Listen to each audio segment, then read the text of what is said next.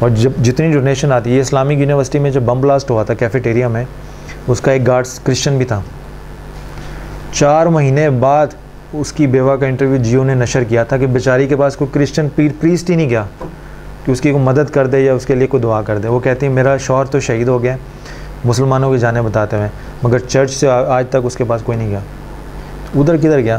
یعنی میں آپ کو بتا رہا ہوں کہ جب دین پہ عمل کرنا ہو، خواہ وہ کرسچینٹی ہے خواہ وہ اسلام ہے، بڑا آسان، اللہ تعالیٰ نے راستے بڑے آسان بنائے ہوئے. اگر اس کے راستے پہ چلنا ہے. مشکلیں ہم نے خود پیدا کی ہوئی ہیں. ایک مشکل یہ ہے کہ جب تک مجھے صاحب سے فتویٰ نہیں ملے گا یا شاباش نہیں ملے گی، میں اپنے آپ کو اچھا انسان نہیں سمجھ سکتا. تو اچھا مسلمان بننے کے لیے آپ کو خدا کی شاباش کی ضرورت ہے، کسی عالم دین کی شاباش کی ضرورت نہیں ہے. اگر وہ آپ کو جہنم میں بھی بھیج رہا ہے تو کرنے دے اس کو. وہ ایسی بات کر رہا ہے جس کا اختیار ہی اس کے پاس نہیں ہے. بخاری شریف کی حدیث ہے کہ ایک آدمی تھا، اس نے 99 قتل کیے تھے، بڑی مشہور، آپ نے پڑھی ہوگی. وہ کسی عالم دین کے پاس چلا گیا تو پوچھنے کے، عالم دین کے پاس گیا تو اس نے کہا جی تمہاری تو بخشش نہیں ہو سکتی. تو اس نے اس کو بھی قتل کر دیا تو 100 کا عدد پورا ہو گیا.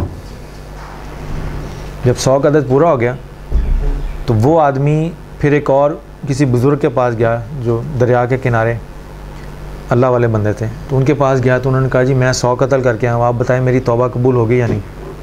تو انہوں نے کہا بھائی توبہ قبول کرنا نہ کرنا یہ تو اللہ کا کام ہے، تو اللہ تعالیٰ کبھی کسی کو مایوس نہیں کرتا. تم یوں کرو کہ ایک فلاں بستی میں چلے جاؤ، وہاں پہ اللہ کا بندہ ہوگا، اس کے پاس جاؤ، اس کے ہاتھ پہ توبہ کر لو، توبہ تمہاری کسی وقت بھی قبول ہو سکتی ہے. توبہ کا دروازہ اللہ نے کبھی بند نہیں کیا.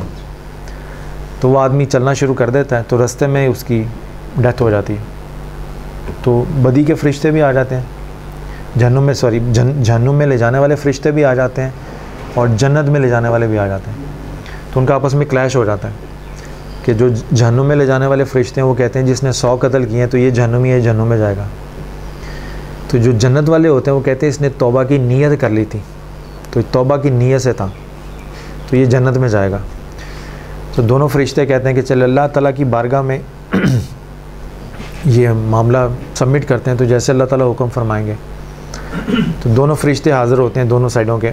تو اللہ تعالیٰ بات سنتے ہیں. اللہ تعالیٰ فرماتے ہیں تم یوں کرو کہ دونوں سائڈوں کی زمین ناپ لو کہ جہاں سے وہ چلا تھا اور جہاں پہ ڈیتھ ہوئی تھی ادھر کا فاصلہ اگر زیادہ ہے تو یہ اگر ادھر کا فاصلہ کم ہے تو یہ دوزخ میں جائے گا، اور جہاں ڈیتھ ہوئی تھی اور جہاں پہ وہ اس بزرگ کے پاس جانا تھا اگر اس کا فاصلہ کم ہے تو یہ جنت میں جائے گا. تو حدیث کے الفاظ آتے ہیں کہ اللہ تعالیٰ نے زمین کو حکم دیا کہ جو فاصلہ بزرگ کے درمیان جس کے ہاتھ پہ توبہ کرنی تھی اور جہاں پہ وفات ہوئی تھی وہاں پہ زمین کو حکم دیا اللہ تعالیٰ نے کہ سکڑ جا، تو وہ سکڑ گئی. اور جو پہلے تھی اس کو فرمایا کہ پھیل جا، تو وہ پھیل گئی. تو فرشتے جب ناپنے آئے تو وہ جنت میں کا حقدار نکلا، وہ جنت میں چلا گیا. تو وہ بزرگ علماء کرام کہتے ہیں کہ اللہ تعالیٰ نے یہ حدیث اور حکایت اس لیے بیان فرمائی کہ کوئی شخص مرتے دم تک توبہ سے نا امید نہ ہو. اور وہ جو عالم جس نے کہا تھا کہ نہیں ہوگی اس کو دوزخ میں بھیجا، اس کو اس لیے دوزخ میں بھیجا تاکہ کوئی آدمی ساری عمر عبادت کر کے اس ناز پہ نہ رہے کہ میں جنت میں چلا جاؤں گا. تو اللہ تعالیٰ جنت میں بھیجنے کے لیے کسی کی عبادت کا وہ محتاج نہیں ہے. تو اللہ تعالیٰ نے فضل اپنے ہاتھ میں رکھا ہوا ہے، دنیا میں نظام زندگی کے لیے اس نے شریعت بھی دی ہے، احکامات بھی دیے ہیں. تو یہ ایک تھی. اور کوئی بات؟